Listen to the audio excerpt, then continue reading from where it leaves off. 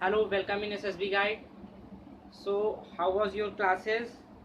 Last class में geography के लिए हमने जो है अभी classification geographical classification of Himalaya पढ़ रहे थे, उसी को कंटिन्यू करेंगे for F CAT student and C A P F student. और एन डी ए की क्लासेस जीके के लिए बहुत जल्दी स्टार्ट होंगी और मैथमेटिक्स की क्लास कल कल से अपलोड हो जाएगी।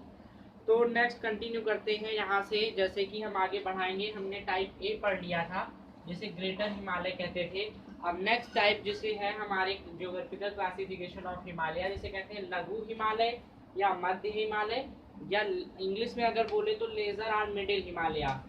अगर बात करें इस इंडियन ज्योग्राफी की, तो इंडियन ज्योग्राफी के अंदर अगर पहला जो मेन इम्पॉर्टेंट हमारा टॉपिक आता है for UPSC according to syllabus, तो कई बार अगर आप प्रीवियस पेपर को अपने एनालाइज करेंगे तो आपको कहीं ना कहीं से हिमालय के क्लासिफिकेशन से, आपको उसके वर्गीकरण से आपको क्वेश्चन मिलने ही मिलने हैं। इस वजह से अपने आप में ये एक टॉपिक ऐसा है जो बहुत इम्पोर्टेंट है ज्योग्राफी के लिए। तो अगर कंटिन्यू करते हैं सेकेंड टाइप में, जिसे लघु हिमालय या मध्य हिमालय कहते हैं, तो इसे मैंने बहुत इजी वे में इसकी बहुत बेस्ट और जितनी आपको शॉर्ट और नॉलेजेबल डाटा है आपका यहाँ पे मैंने लिख रखा है। कहते हैं इसे हिमाचल हिमालय भी कहते हैं। ये आपका क्वेश्चन ना तो सिर्फ आपके सीडीएस या एएफ कैट इंक्लूडिंग, अगर आप कोई भी कम्पिटिटिव पेपर देते हैं एसएससी और बैंक के भी, अगर जियोग्राफी के क्वेश्चन या पोर्शन है उसमें, तो ये क्वेश्चन आपके आ जाते हैं। कहीं कहीं पे इसे हिमाचल हिमालय भी कह देते हैं। तो आपको ये समझ जाना है कि हम ये सेकेंड टाइप की बात कर रहे हैं जिसे कहते हैं लघु हिमालय या मध्य हिमालय। फिर दूसरा जो इम्पोर्टेंट चीज होती है, पूछते हैं कि इसकी रेंज क्या होती है, मतलब इसकी चौड़ाई क्या होती है, ब्रीथ क्या होती है। तो इसकी चौड़ाई 80 से 100 किलोमीटर है हमारे लघु हिमालय की। अब नेक्स्ट पॉइंट पे आते हैं जो इम्पोर्टेंट है कि इसकी प्रमुख श्रेणियाँ क्या हैं। तो इसकी प्रमुख श्रेणी जो है वो पीर पंजाल है जो कश्मीर में है, धौलाधर है जो हिमाचल में है, और नाग टिप्पा। ये इम्पोर्टेंट इसकी जो महत्वपूर्ण श्रेणियां हैं जो एग्जाम में आपकी पूछी जाती हैं। नाग टिब्बा कहाँ है? उत्तराखंड। महाभारत श्रेणी यहाँ कहाँ है? नेपाल में।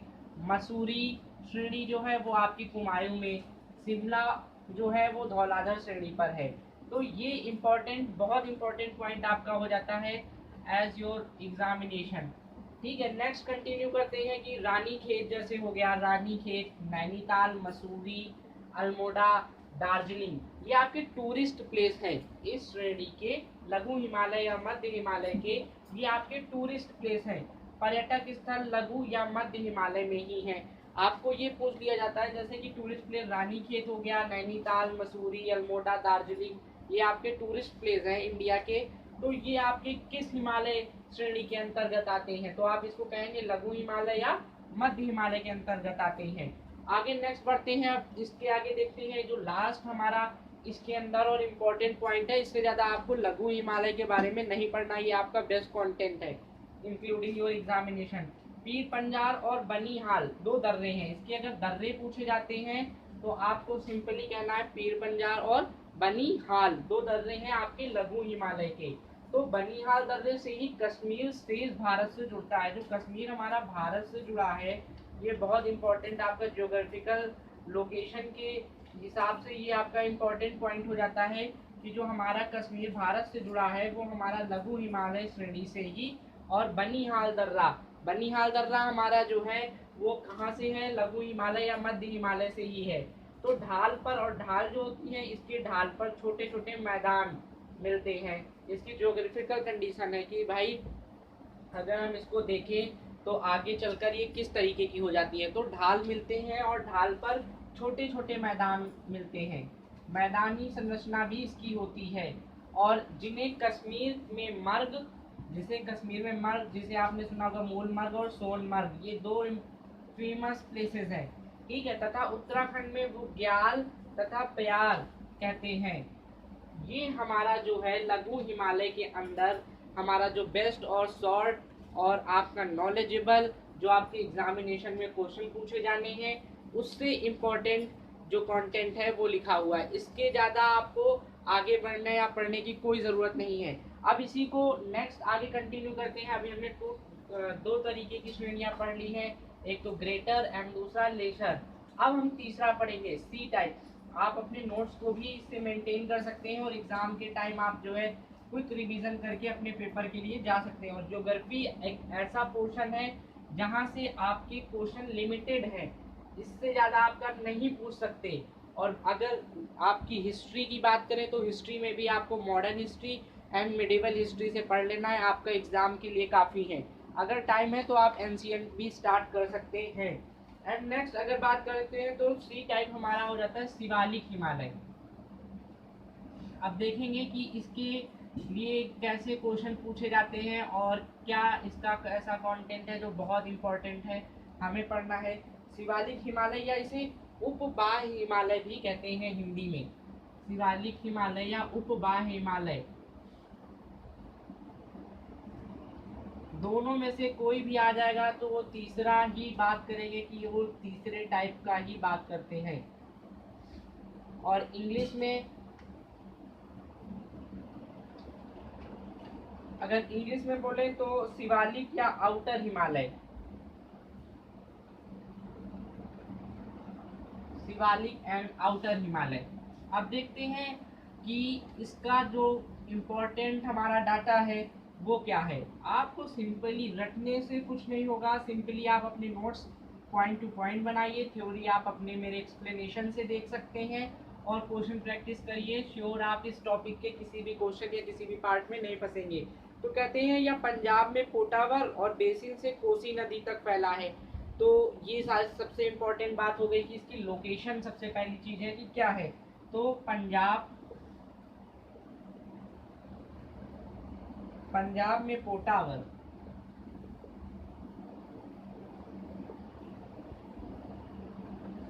और बेसिन से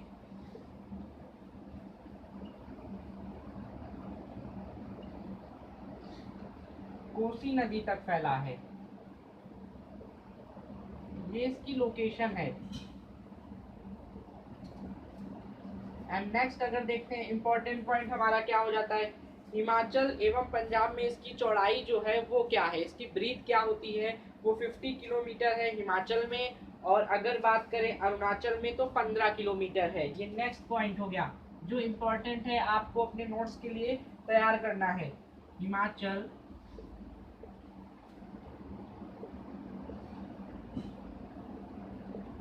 एवं पंजाब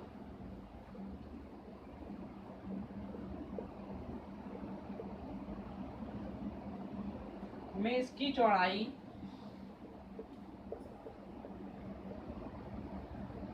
इसकी ब्रीथ 50 किलोमीटर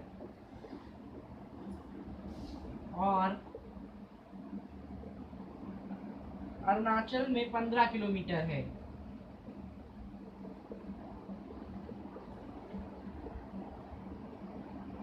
और अरुणाचल में 15 किलोमीटर है।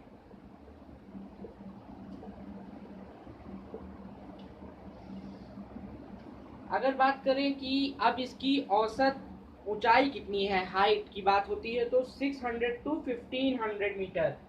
तीसरा और इम्पोर्टेंट पॉइंट जो आपको इस श्रेणी के अंदर तैयार करना है, इसकी औसत ऊंचाई। तो औसत ऊंचाई इसकी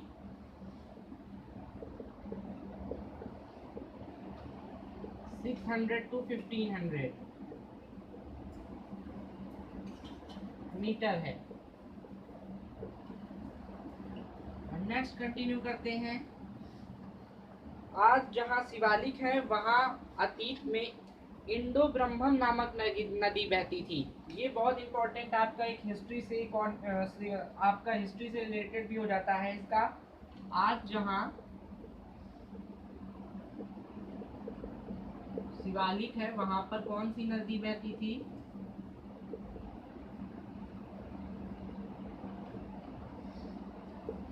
वहाँ अतीत में मतलब पास्ट में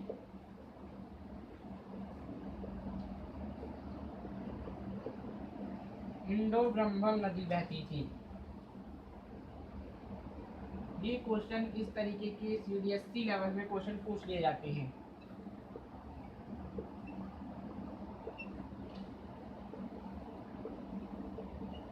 बहती थी। एंड नेक्स्ट, हिमालय से निकलने वाली नदियों के अपरदन के कारण यह श्रेणी कई स्थानों पर कट छट गई है। तो ये एक लास्ट और इम्पोर्टेंट है कि जो हिमालय से नदियां निकलती हैं, हिमालय से निकलने वाली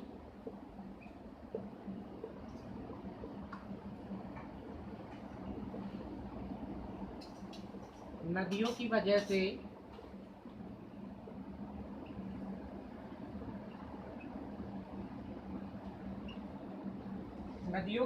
से अपरदन के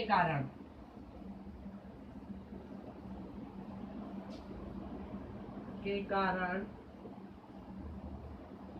यह श्रेणी, इसकी जो संरचना है वो कटी और छटी है। यह श्रेणी कई स्थानों पर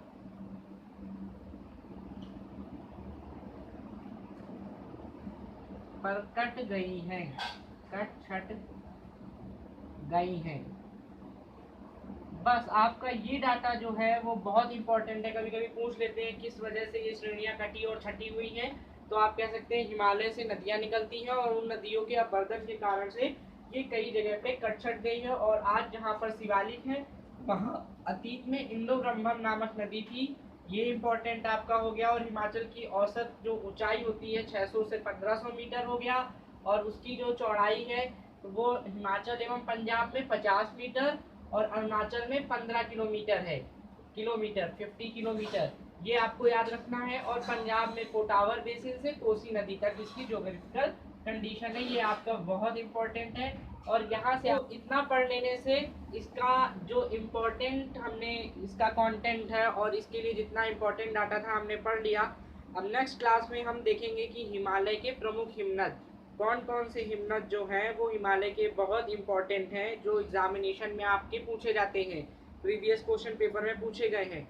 और कुछ और इन्फॉर्मेशन हिमालय के लिए, और उसके बाद नेक्स्ट टॉपिक हम लोग स्टार्ट करेंगे।